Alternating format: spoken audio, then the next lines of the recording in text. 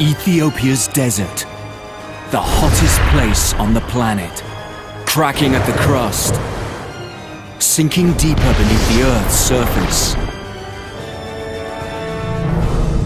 But while this hostile wilderness offers little opportunity for life, some of Africa's highest mountains rise high out of the ashes, creating an aerial oasis for some of the world's most unique and adaptable creatures.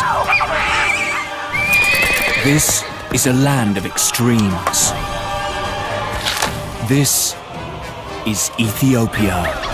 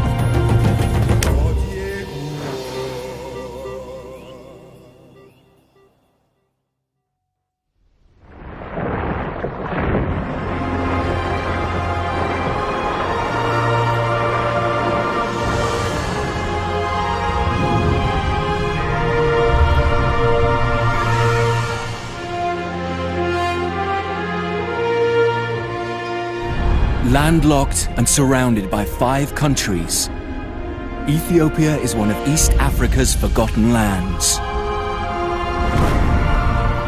Seemingly passive deserts in fact seethe with fire. And cloud-piercing peaks shield a secret Eden of canyons and cliff tops teeming with life. This fertile wilderness is a haven for a whole host of specialist hunters who have adapted and perfected unique strategies in order to survive.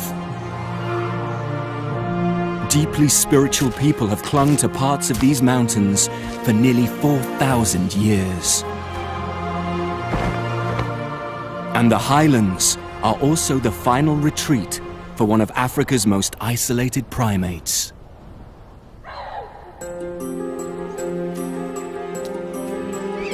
Gelada baboons are the last surviving species of a widespread group of grass-grazing monkeys, once found across the whole of Africa.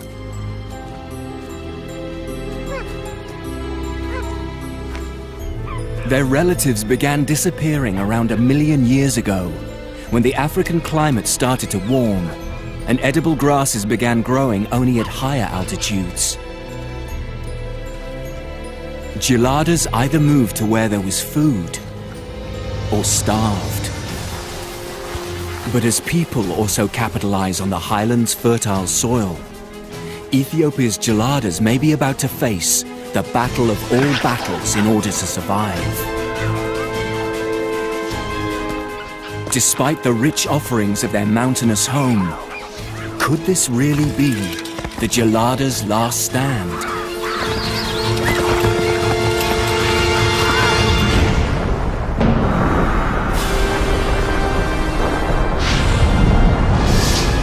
"75 million years ago, magma from deep beneath the Earth's surface forced upwards a huge dome of ancient rock 800 kilometers wide, giving birth to the Ethiopian highlands. Eventually, the tectonic plate beneath this enormous formation began to split and separate, sparking a chain of volcanic activity along what is now known as the Great Rift Valley.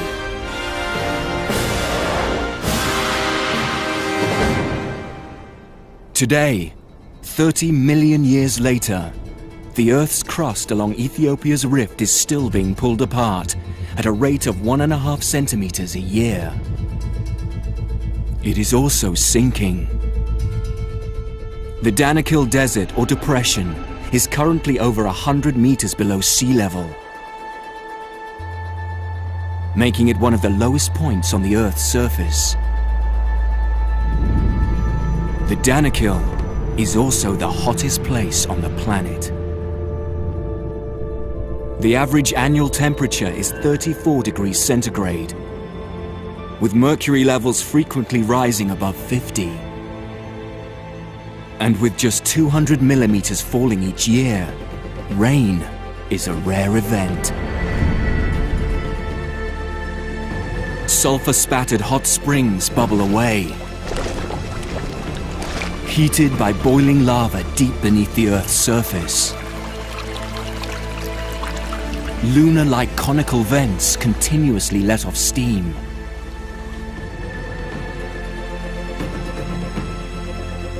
Around 1,200 square kilometers of the Danakil region is a giant salt plain. Mineral-rich waters flowing into the depression are quickly evaporated, trapping the residue.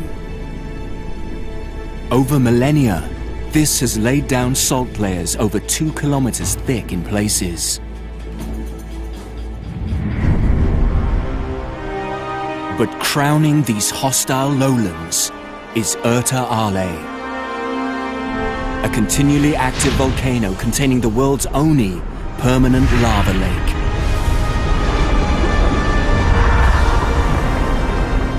This sea of molten rock is more than half a kilometer across.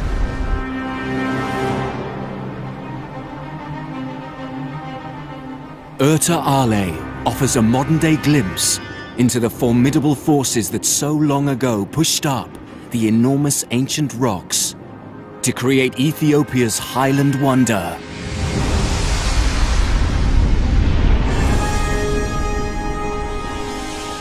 The roof of Africa.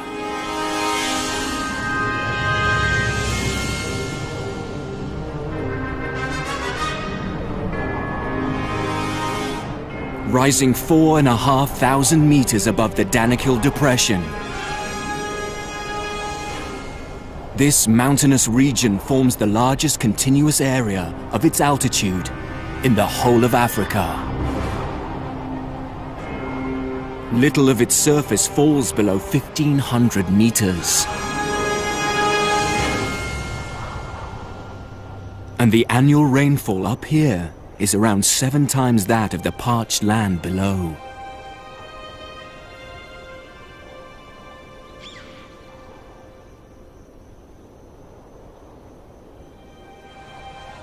In contrast to the Danakil Inferno, these temperate grass-covered hills witness snow and ice on their highest points.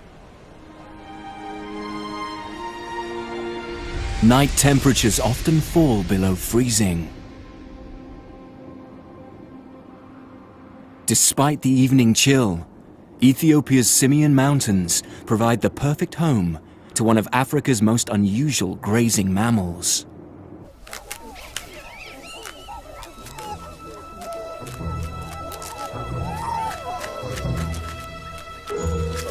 Unlike most monkeys, the gelada's diet is primarily made up of grass.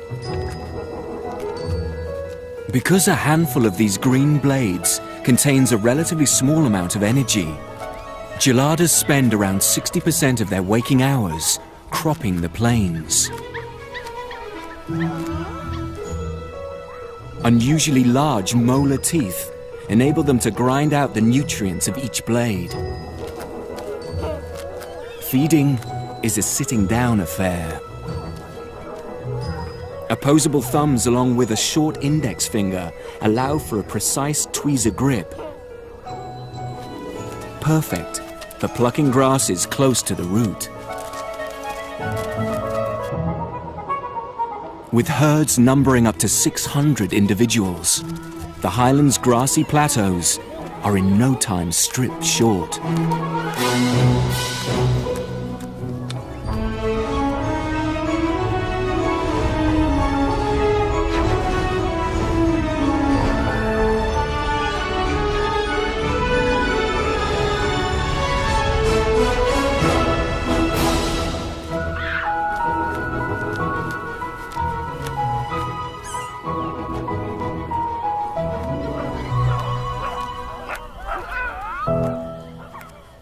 Geladas are the only primates to have a pink hourglass-shaped skin patch on their chest. As well as adding to their distinctive looks, it has a more important use. In other baboon societies, the female's bottom changes appearance, signaling she's ready to mate. But because geladas spend so much of their time sitting down, it's their chest patch that blisters and becomes brighter in color whenever they're fertile.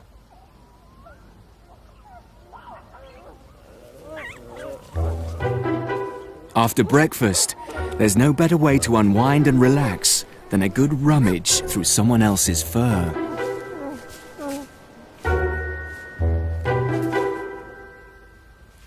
This adult male gelada is about the size of a large domestic dog.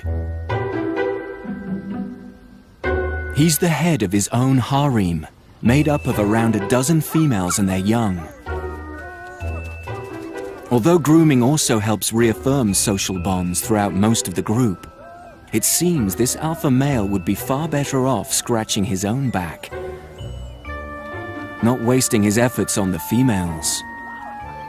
Despite being the so-called boss, it's actually the women who call the shots in this society. Where to walk, when to eat, including when it's time for their leader to be replaced. Bands of bachelor males roam the outer perimeter of the herd, looking for signs of weakness, looking to catch the eye of any one of the females.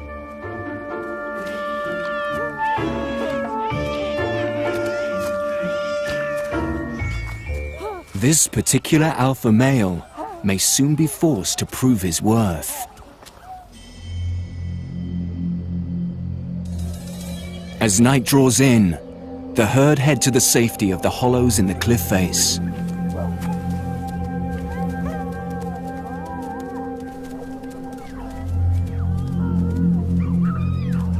Long, thick coats of hair may protect them from the cold night air, but would offer little defense against the tearing teeth of the mountain's most notorious nocturnal predator.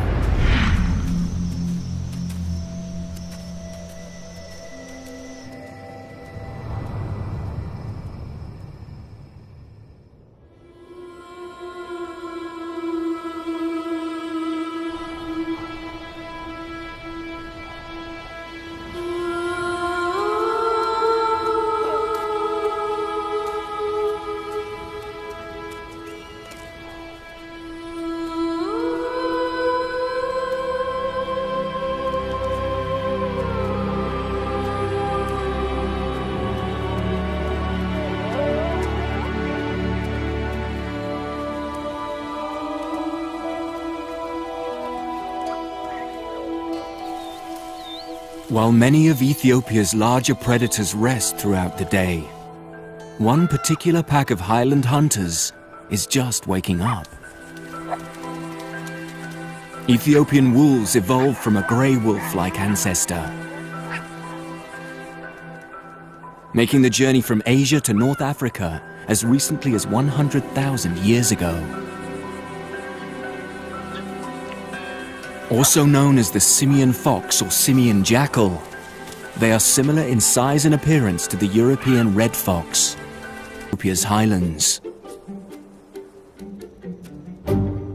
But there's another species that's also made these dramatic mountains its exclusive home. This creature has nerves of steel.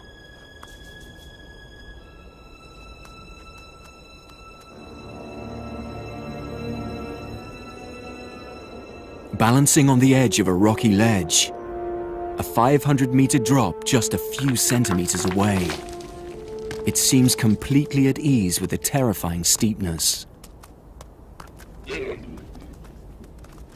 But like all mountain goats, Walia ibex have feet specially adapted for a life on the edge. Their hooves have sharp edges and concave undersides, which act like suction cups, gluing them to this ever-challenging terrain.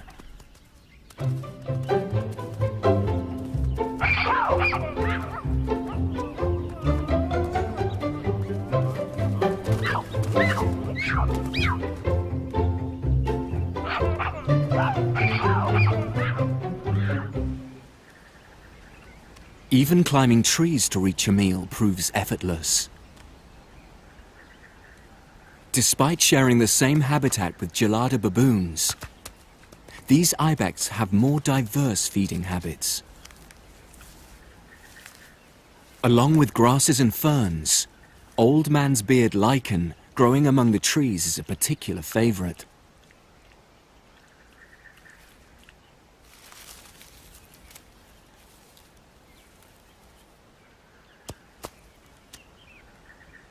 Male ibex spend the majority of their time living together in small groups, while females opt for a more solitary existence. But during the mating season, this grouping pattern changes. The females form tight-knit nursery groups, while the males put their friendships aside as soon as they get wind of the fertile females. Although their meter-long horns make for perfect back scratchers, they have a more important use at this time of year.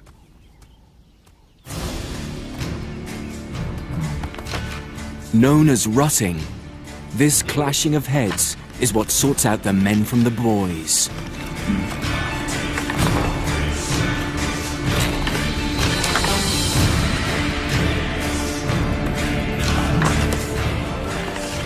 As one battle is decided, another challenger steps forward.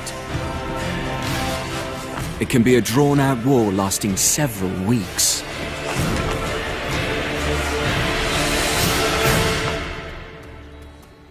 The eventual victor gets to dominate the female herd, increasing his chances of siring the most offspring. Although Ethiopia's highlands provide the perfect refuge for many creatures, there's another mammal that has also risen to the challenge of surviving here.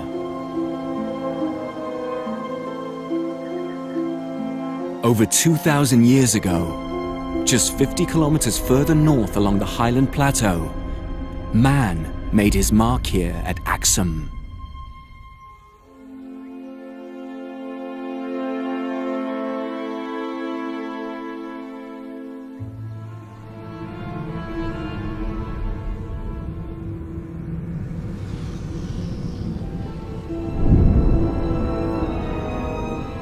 These obelisks crown the tombs of Ethiopia's ancient royal rulers, who chose this region as their political and religious capital around 3,000 years ago.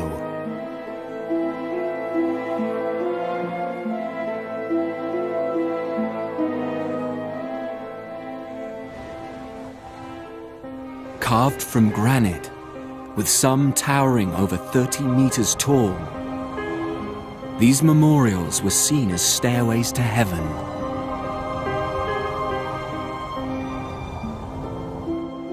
In the same mountainous district, a series of caves lie hidden amongst the landscape. For centuries, they have been the destination for thousands of steely-nerved pilgrims.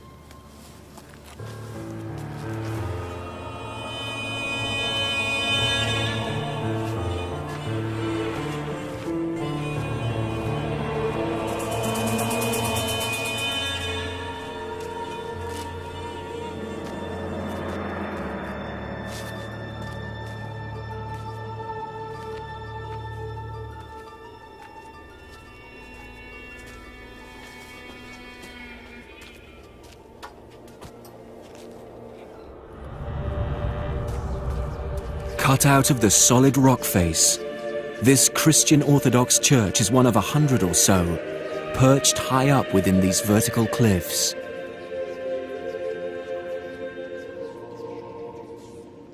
Adorned with medieval murals, for over 1,000 years these holy hideaways have allowed their congregations to participate in peaceful prayer and spiritual ritual.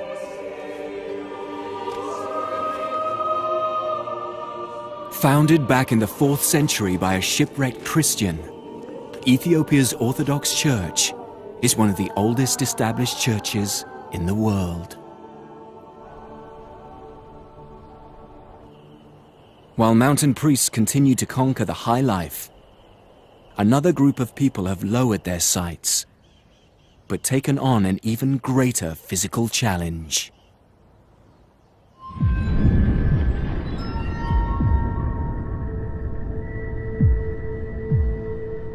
In Ethiopia's hostile Danakil Depression, the shimmering 50-degree heat reveals what appears to be a mirage of life. But this is no illusion. These are the Afar, one of the toughest tribes on the planet.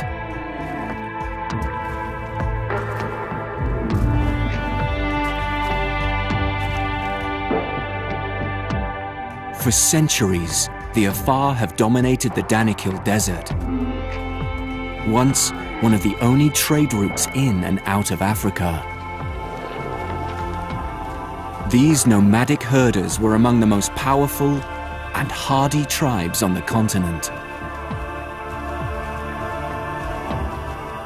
Not only did they provide the camel trains needed to transport goods, they were the keepers of Ethiopia's secret gold, otherwise known as salt. This essential human commodity was once so valuable it was traded ounce for ounce with the southern continent's gold reserves. Beneath this dry and desolate moonscape lies a seemingly endless and still expanding reserve.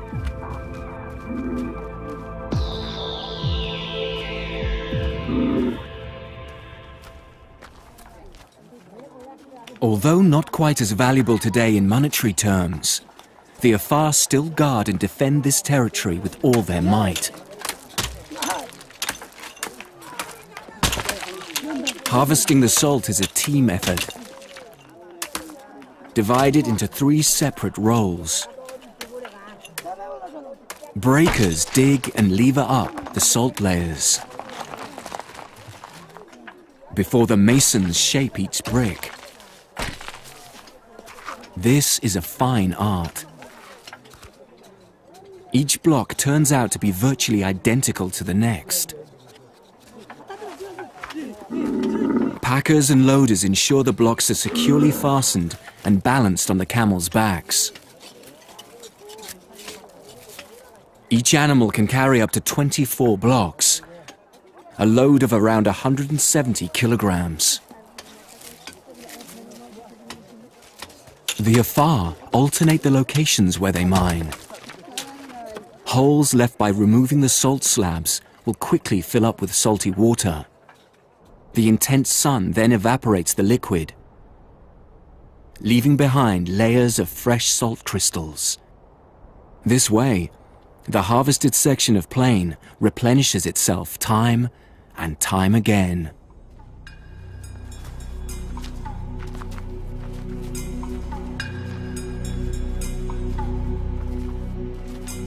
Once fully loaded, the 50-strong camel train begins the 2-week trek up to the temperate highlands.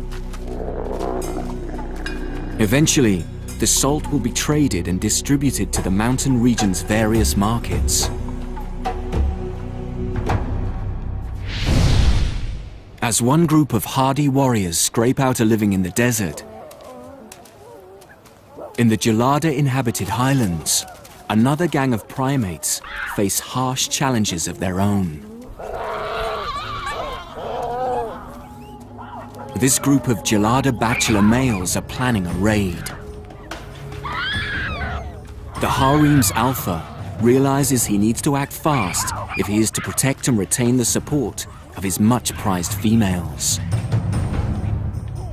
Pulling back his highly elastic upper lip over his nose, he reveals 2-inch-long canines. The message to these potential challengers is clear: back off, or I'll attack. But one of the bachelors appears unfazed by the threat and stands his ground. Left with no other option, the harem's alpha male attacks.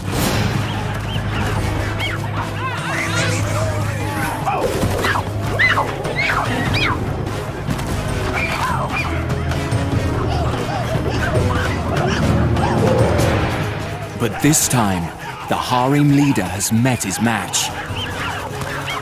He finds himself on the receiving end and is forced to take flight.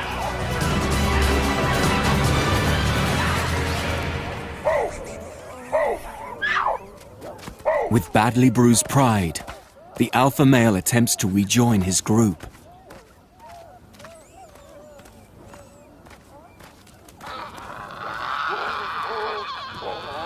But the battle isn't quite over yet. The victorious bachelor male moves in to claim his prize. But it's soon apparent, defeating the alpha is only half the battle.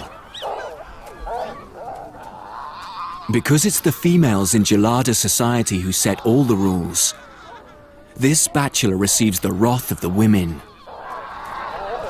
who send out a clear message of support for their current leader.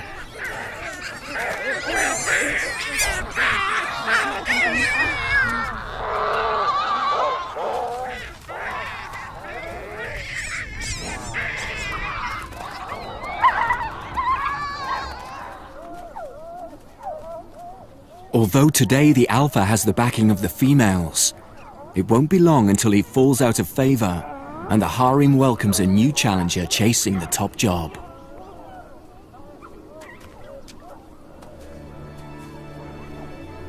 Fortunately, competition and fighting over food is a rare occurrence up here in the abundant grass-covered hills. But relatively recently, another mammal has realized the value of the highlands' fertile soils.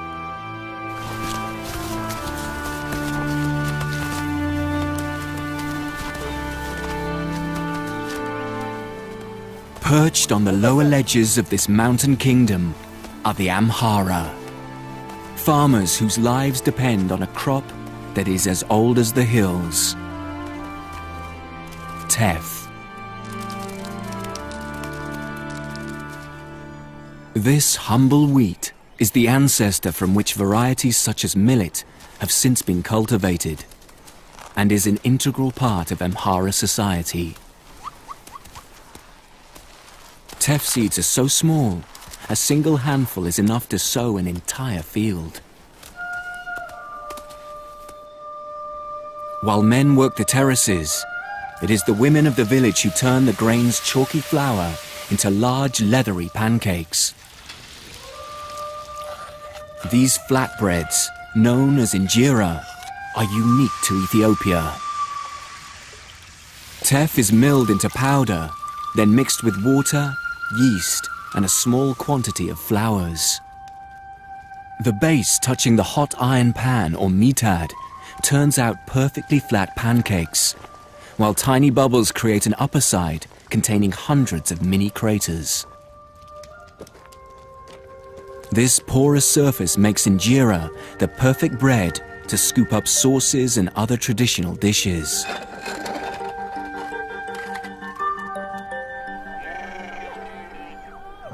As well as farming crops, the Amhara also maintain herds of cattle, sheep, and goats.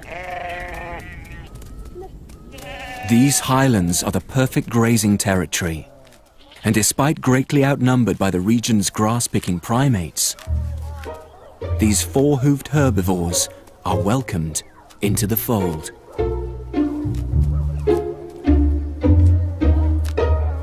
But when it comes down to invading personal space, there are limits. An arm's length appears to be the accepted distance, although some of the younger members of both groups haven't yet got the message. Gelada females only give birth once every other year, so babies can enjoy the undivided attention of their doting mothers right up to their second birthday. Females' teats lie so close to the center of their chest, youngsters are often able to feed from both simultaneously. Once refueled, baby geladas get straight back to business. Play fights, somersaults, and roughing up your best friend are daily necessities. The youngsters appear indestructible, as their seemingly fragile bodies bend in two and survive plummets of several meters.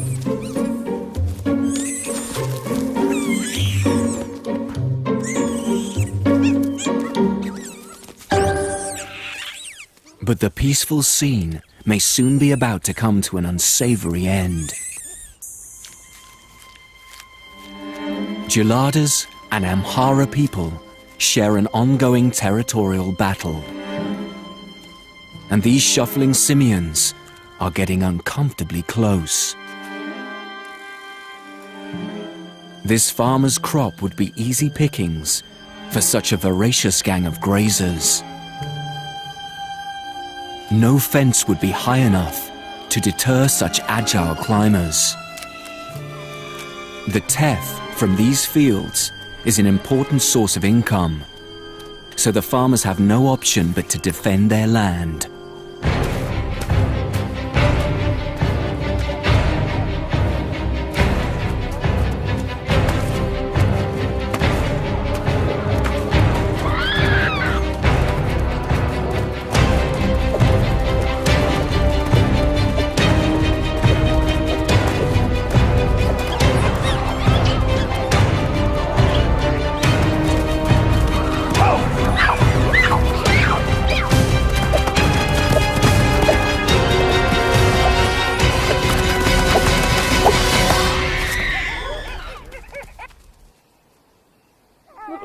Losing your grip on these steep cliffs can have severe consequences.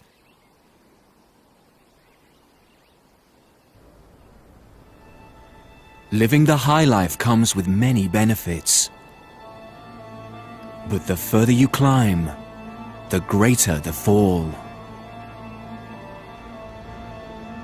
As the morning thermals begin to rise, an ominous silhouette circles above.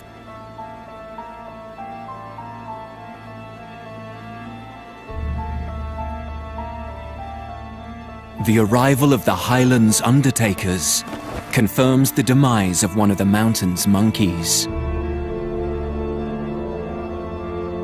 At over a meter tall, lappet-faced vultures are one of the largest scavengers in the region. It dominates all other birds when feeding. The carcass is quickly stripped clean, as other airborne freeloaders get wind of the meal.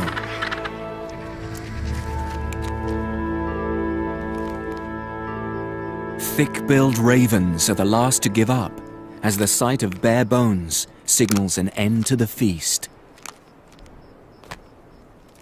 But for one avian predator, a cleaned-up carcass is cue for a banquet to begin.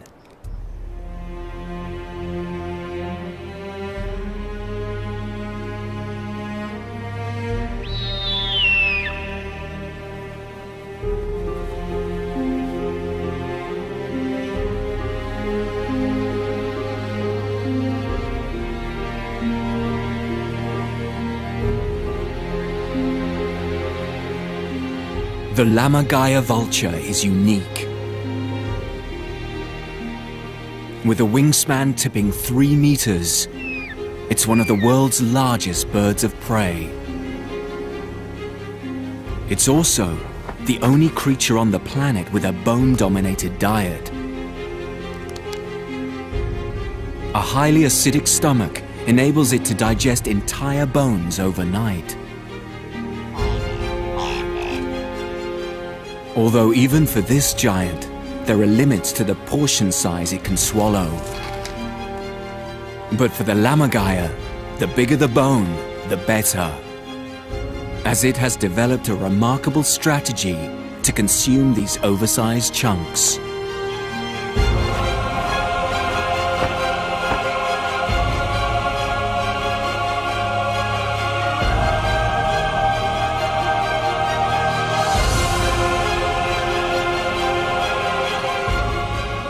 After reaching a height of around 200 meters, it's time to let go.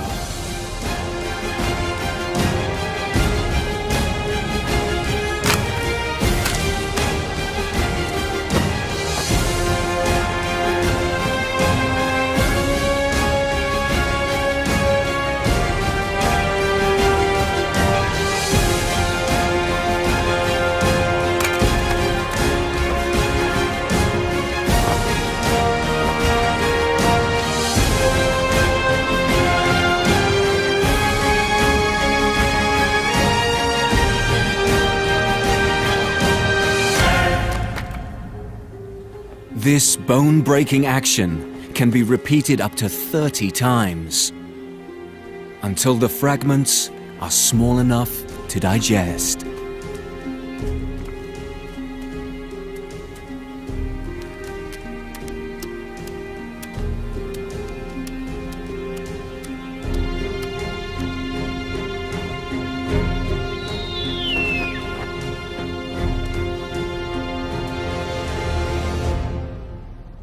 South of the highlands, in Ethiopia's Omo Valley, lives a bird that has a unique trick up its sleeve when it comes to obtaining food. This species is being followed. Each time it bounds from tree to tree, a series of shrills and calls seem to advertise its new location.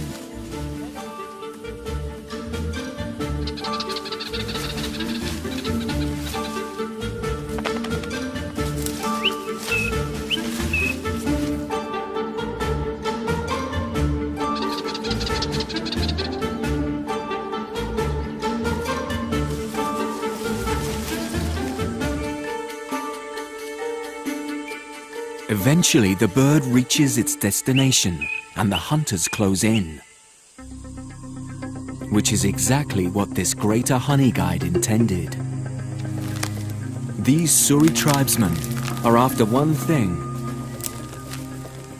and this bird has led them directly to it. But between this trio of trackers and the prize lie several hundred sting-wielding bees.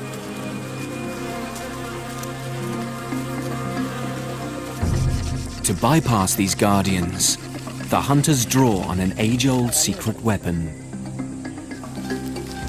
As soon as bees sense their hive is under attack, they release a pheromone which acts as an alarm odor. This initiates a response from the entire swarm, who instantly set about attacking the intruder.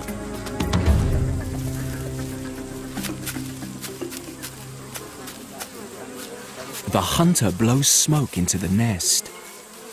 This not only dulls the bees' alarm receptors, it also causes them to instinctively gorge on their honey. This feeding response comes out of fear that they'll have to relocate their hive due to a potential fire. The gorging also has a pacifying effect, making them less likely to sting. Once the honey is collected, the tribesmen need to complete the final part of their mission. After waiting patiently for over half an hour, the honey guide finally gets its share of the deal. Honey guides are one of the few birds that have specialized enzymes, allowing them to digest beeswax. Along with the odd insect larvae, it makes up the majority of this species' diet. Without the hunters or another honey-seeking animal's help, the bird wouldn't be able to access the wax hidden deep within the hollow of the tree. Should the tribesmen fail to reward their assistant, legends state next time it could take revenge by leading them to a waiting lion or venomous snake. As well as collecting honey, the Suri people are farmers, keeping a large number of cattle and other livestock. These fertile pastures, bordering the Omo River, enjoy a mild climate with heavy rainfall. Perfect for raising cows, which are an important status symbol for the Suri. Not only do the cows provide milk, during the dry season they're also the source of another protein-rich, thirst-quenching drink. One of the tribe's teenagers takes aim and makes a small incision in the side of the cow's neck. Around 2 liters of blood is collected from each animal once a month. Each bowl is consumed instantly before the contents begin to congeal. The Suri rarely eat their cows and will only kill them as a sacrifice on very special occasions. Men are judged on how many cattle they own and begin caring for their calves from the age of 8.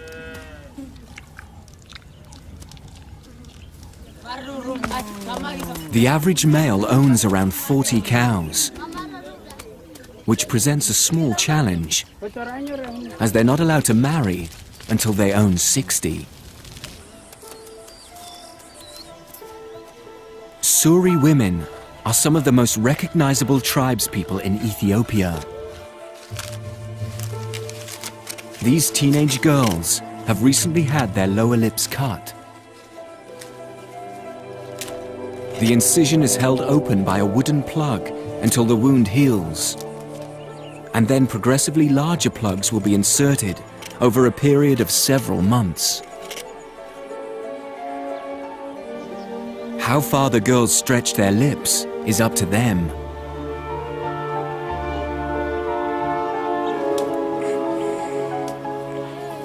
But the larger the clay plate they are able to hold, the more desirable they become to a future husband.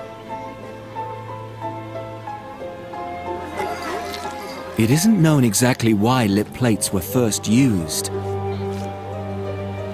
Some believe it was meant to discourage slavers from trading the women. But to the men of the village, it is a sign of beauty. The larger the lip plate, the greater number of cows they must pay for a bride.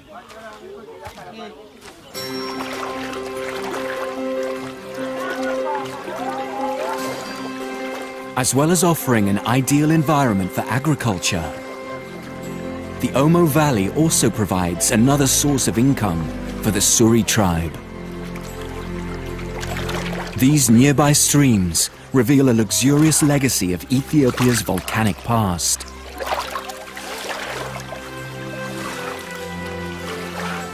Along with honey, the gold panned from these streams is taken to market and often traded with the people of the highlands, including the teff-growing Amhara.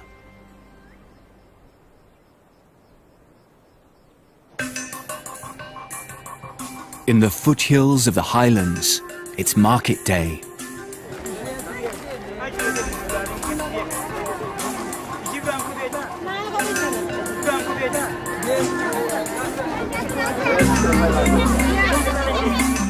Salt from the Danakil arrives via the Afar people's network of dealers,